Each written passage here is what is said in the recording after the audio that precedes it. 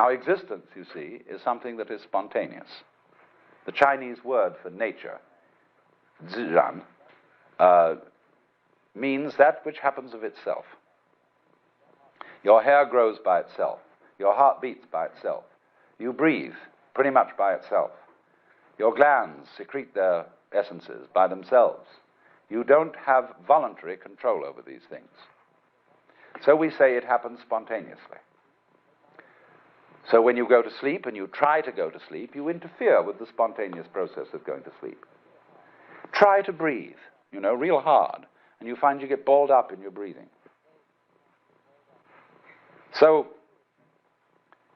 if you're going to be human, you just have to trust yourself to have bowel movements and go to sleep and digest your food. Of course, if something goes seriously wrong and you need a surgeon, that's another matter. But by and large, the healthy human being doesn't, right from the start of life, need surgical interference. And he lets it happen by itself. So with the whole picture, that is fundamental to it. You've got to let go and let it happen, because if you don't, you're going to be all clutched up. You're going to be constantly trying to do what can happen healthily only if you don't try. But we have a strange anxiety in us that if we don't interfere, it won't happen. And that's the root of an enormous amount of trouble.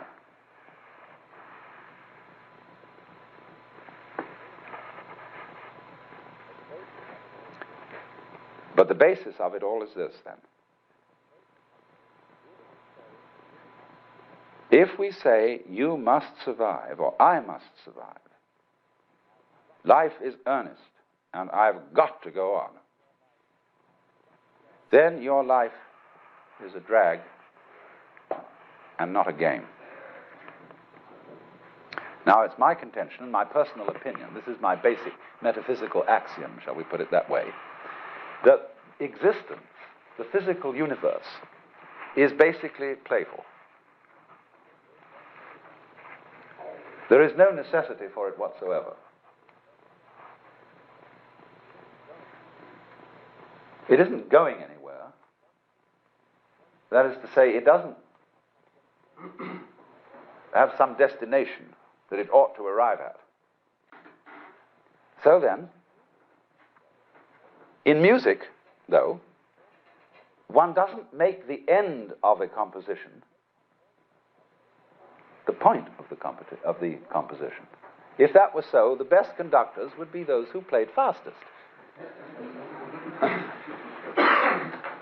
And there would be composers who wrote only finales.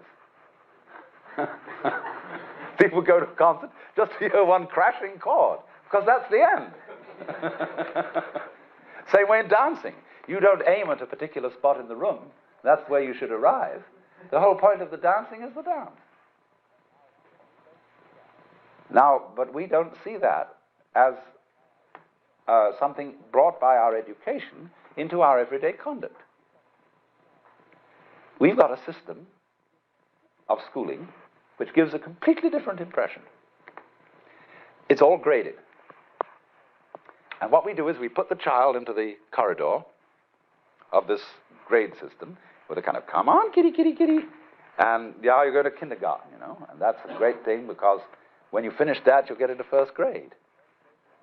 And then, come on, first grade leads to second grade, and so on, and then you get out of grade school, and you've got high school, and it's revving up, the thing is coming. Then you're going to go to college, and by Jove, then you get into graduate school, and when you're through with graduate school, you go out to join the world. And then you get into some racket where you're selling insurance, and they've got that quota to make, and you're going to make that. And all the time, this thing is coming. It's coming, that great thing, the success you're working for. Then when you wake up one day about 40 years old, you say, my God, I've arrived. I'm there. And you don't feel very different from what you always felt. And there's a slight letdown because you feel there's a hoax. And there was a hoax, a dreadful hoax. They made you miss everything by expectation. Look at the people who live to retire and put those savings away. And then when they're 65, they don't have any energy left, they're more or less impotent, and they go and rot in an old people's senior citizens community. Because we've simply cheated ourselves the whole way down the line. We thought of life by analogy with a journey, with a pilgrimage, which had a serious purpose at the end, and the thing was to get to that end, success or whatever it is, or maybe heaven after you're dead. But we missed the point the whole way along. It was a musical thing, and you were supposed to sing or to dance while the music was being played. But you had to do that thing. You didn't let it happen. And so, in this way, the human being sometimes becomes an organism for self-frustration. Let's take Korzybski called man a time binder. That means that he's the animal peculiarly aware of the time sequence. And as a result of this, is able to do some very remarkable things. He can predict. He studies what's happened in the past, and he says the chances are so-and-so of that happening again. So he predicts. Oh, it's very useful to be able to predict, because that has survival value. But at the same time, it creates anxiety. You pay for this increased survival ability involved in prediction by knowing that in the end you won't succeed. You're all going to fall apart by one way or another. It might happen tomorrow, it might happen 50 years from now. But it all comes apart in the end. And people get worried about that, they get anxious. So what they gained on the roundabout, they lost on the swings.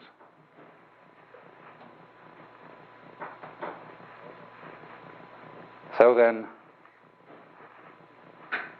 if you see, on the other hand, that existence, this is, as I said, my basic metaphysical assumption, which I won't conceal from you, that existence is musical in nature. That is to say that it is not serious. It is the play of all kinds of patterns. We can look upon different creatures as we look at different games, as we look at chess, checkers, backgammon, tennis. There's the tree game, the beetle game, the grass game.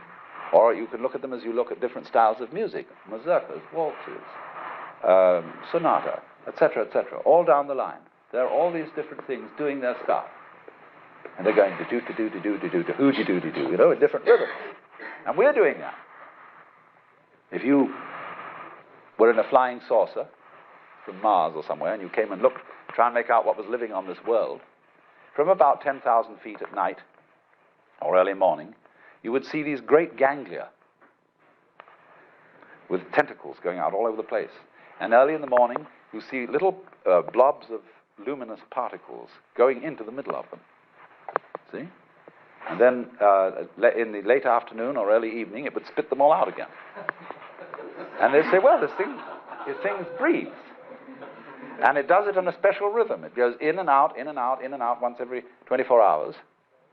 But then it rests a day and doesn't spit so much. It spits in a different way. That's a kind of irregularity. And then it starts spitting all over again the same way. Well, I say that's very interesting. That's the kind of thing we have. See? This is something that goes this way. You see? Just like music goes... Did you ever see a lady go this way, go that way? That's what it does. And when people... when you think a bit what people really want to do with their time, what do they do when they're not being pushed around and somebody's telling them what to do? They like to go. They like to make rhythms. They listen to music, they dance, or they sing, or they do something of a rhythmic nature, playing cards, or bowling, or raising their elbows. Everybody wants to spend their time swinging. And that's the nature of this whole thing we're in, you see. It likes to swing. That's why it does it.